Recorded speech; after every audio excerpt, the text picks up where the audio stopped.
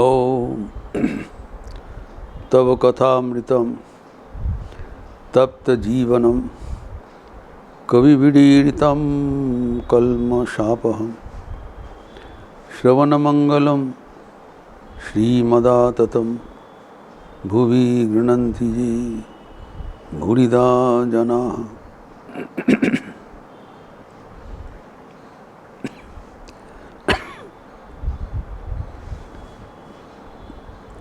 भगवान श्री रामकृष्ण के साथ भक्तगणों के बीच अपूर्व आध्यात्मिक प्रसंग चल रहा था श्यामपुर बाटी में, जिसका चर्चा हम कई दिनों से कर रहा हूँ।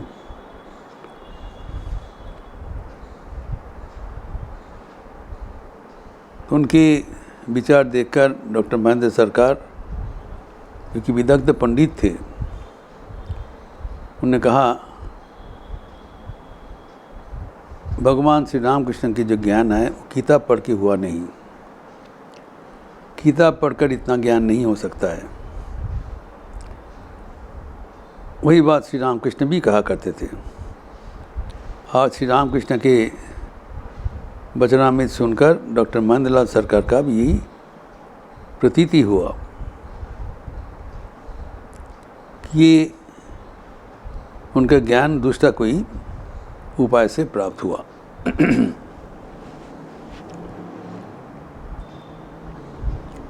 ठाकुर कहा करते थे कि अगर जदुमल्य के साथ तुम्हारा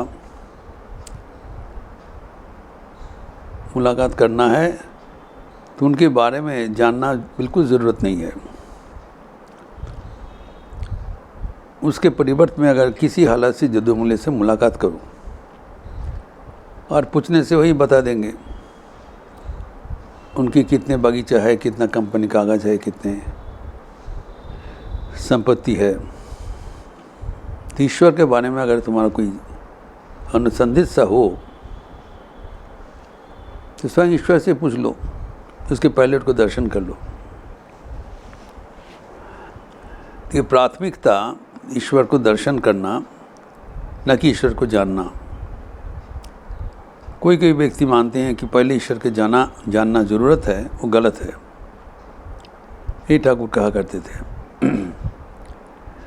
तभी हम लोग देखते हैं कि भगवान श्री रामकृष्ण ज्ञान के एक पूर्ण भंडार थे, एवं हम लोग ये भी जानते हैं वो कभी अनुष्ठानिक जो शिक्षा व्यवस्था के माध्यम से गया नहीं। पहले ही वो पाठशाला में पढ़ते हुए उनको अनुष्ठानिक पाठ्यक्रम से इस्तीफा दे दिया। चालकोला मादा विद्या, this professional bread earning education I deny.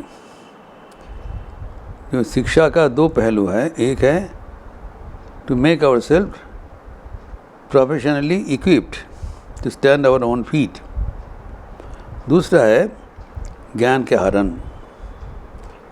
Thakur कहते हैं अगर जिसको ज्ञान का हरण करना है उसको किताब पढ़ के जाना एक राउंड अबाउट वे है, और उससे पूरा ज्ञान होता भी नहीं। तो अभी प्रश्न आता है, भगवान रामकृष्ण अवतार में जब वो अनुष्ठानिक विद्या चर्चा नहीं किया, वो कैसे इतने ज्ञान का अधिकारी हुआ?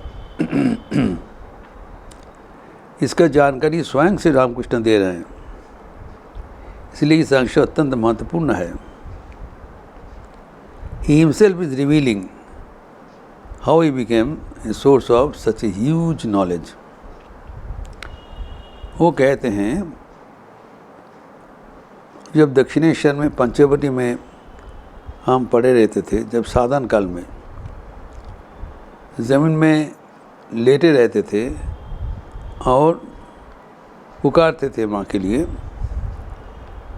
आंतरिक व्याकुल पुकार माँ को दर्शन करने के लिए, उस समय उसके साथ ये भी प्रार्थना किया। उनका भीतर भी ईश्वर को लीला जानने का इच्छा भी प्रबल था, लेकिन वो जानने के लिए वो कभी किताब के पास नहीं गया। हो जाने के लिए स्वयं माँ भवतारिणी को चरणों में प्रार्थना किया। वही बात बता रहे हैं यहाँ पर।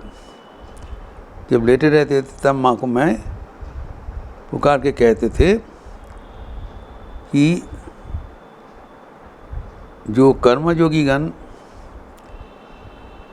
माँ को पुकार के कहते थे कि कृपया हमें सब दिखा दो। क्या दिखाना है? कर्मयोगी गण कर्मयोग पालन करते हुए जो जहाँ पर पहुँचते हैं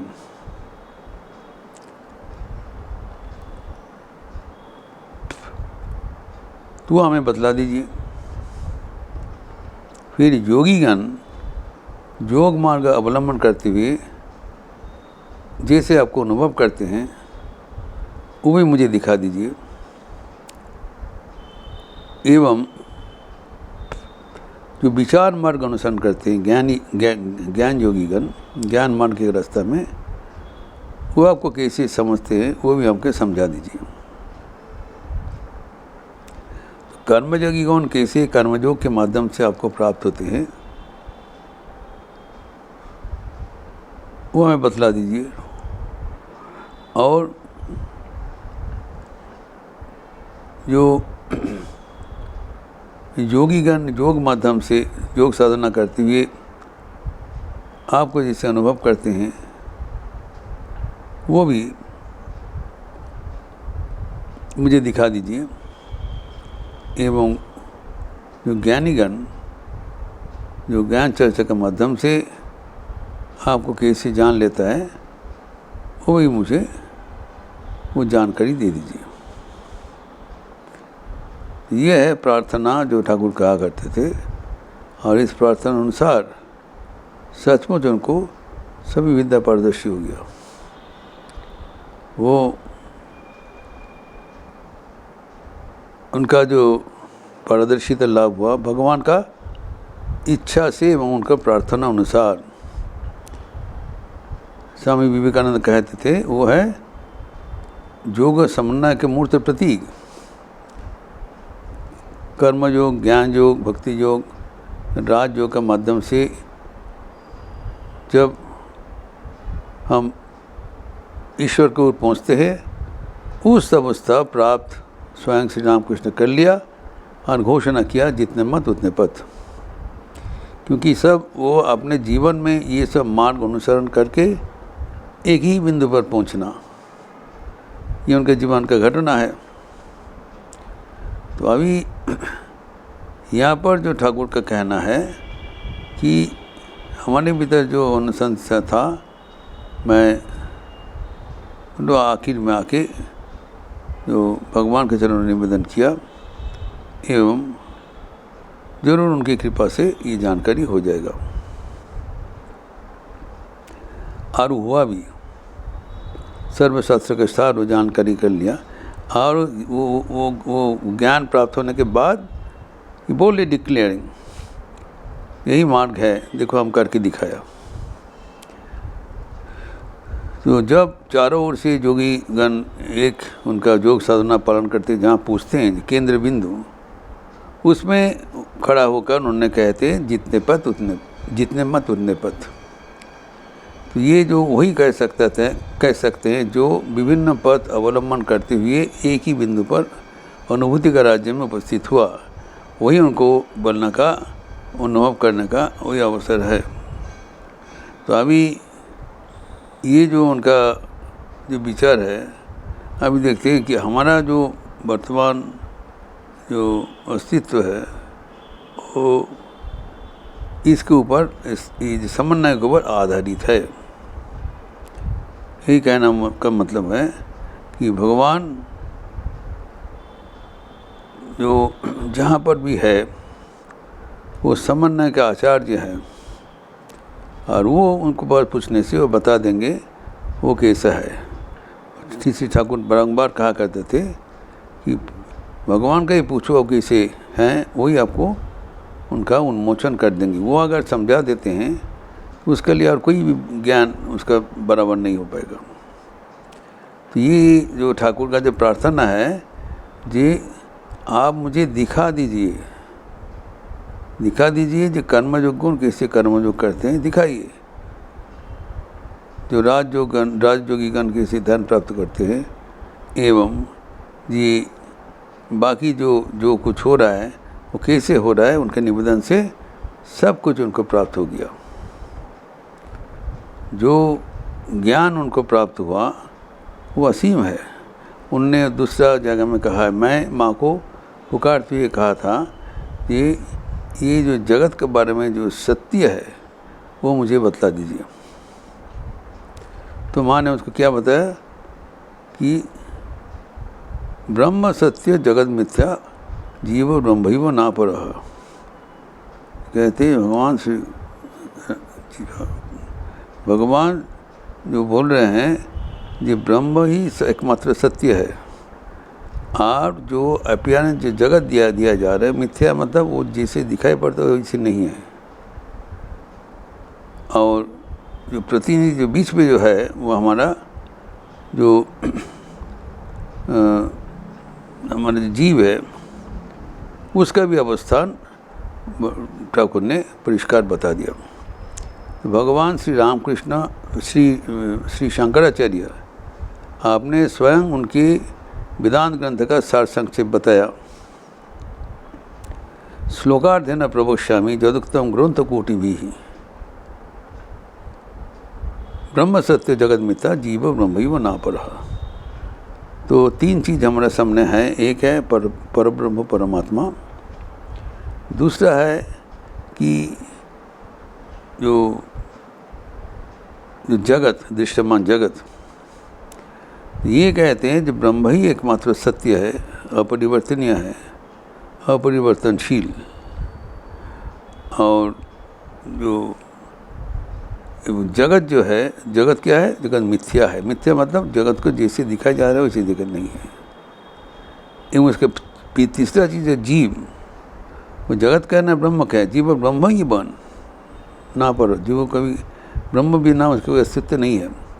तो the God soul and nature, ये तीन जो विभाग है, जो ईश्वर है, फिर जीवात्मा है एवं जगत है, ये भगवान श्री शंकराचार्य हिमसेल्फ इसका समाधान करके गया है कि तो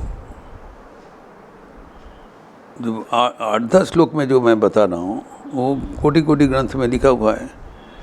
जीव ब्रह्म के बिना कुछ नहीं है, जगत जैसे दिखाई पड़ रहा है वो परिवर्तनीय है, और ब्रह्म एकमात्र अद्वितीय सत्य है। तो ये जो शंकराचार्य जो बताया, इसी का डायरेक्ट ज्ञान भगवान श्री रामकृष्ण को उनके भवतरणी दे दिया।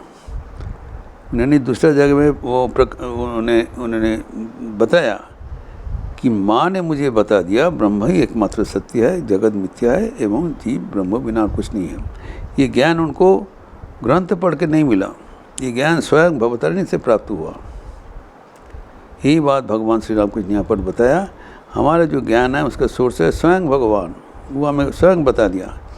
इसीलिए उनका जो भाषण में, उनके ज्ञान का प्राप्ति में इतना ज़बरदस्त जोर है, because is the command of the divine getting to us through him.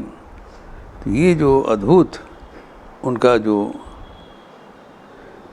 अनुभूति है यहाँ पर बताया, जो कि हमारे लिए सदैव अनुकरणीय है।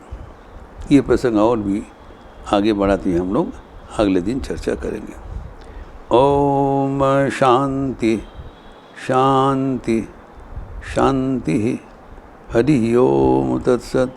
श्री राम कृष्णार्पणमस्तु। आज रविवार का अवसर है, सुबह से जप यज्ञ चल रहा है, आप लोग ज़रूर उसमें अंश लेंगे। और गॉस्पेल श्री रामकृष्ण की भी क्लास है सुबह में। शाम को युवाओं के लिए निर्देशित ध्यान, पाठ एवं चर्चा तथा संध्यारती के उपरांत रात को सामूहिक भजन, इस सब अनुष्ठान में आप लोग सदैव स्वागत है। अच्छे रहिए, स्वस्थ रहिए, आनंद में रहिए। नमस्कार।